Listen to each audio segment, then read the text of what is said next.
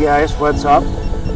So in this video we're gonna cover the head tracking function of the DJI Avata 360, which is one of the most exciting highlights of this drone. To activate it, you scroll down the upper menu, go to head tracking, press, and now it's activated. By the way, I'm using DJI goggles N3 and the RC Motion 3 for this video. You can see my screen, my goggles view. I'm moving forward. I can see wherever I want through the 360 field. I'm moving my head to the left.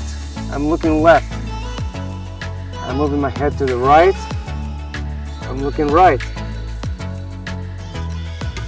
I'm looking down, looking up in the sky. I can even look backwards.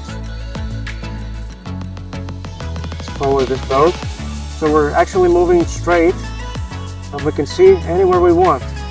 See? I'm looking at the boat, but I'm actually moving straight. You can see it on my upper left corner. You can see the camera view. Actually, that's the flight direction, the flight path, which makes it really safe for me to look anywhere I want. So I'm moving straight, no obstacles ahead, but I'm looking anywhere I want.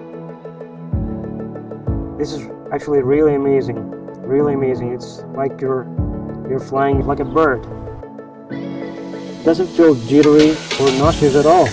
Good thing these goggles roll in full HD 60 FPS, which makes the footage buttery smooth. And that's it. That was the head tracking feature of the DJI Avata 360.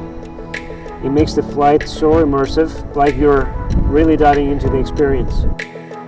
Okay guys, thank you so much for watching. We'll see you in the next one. Bye bye.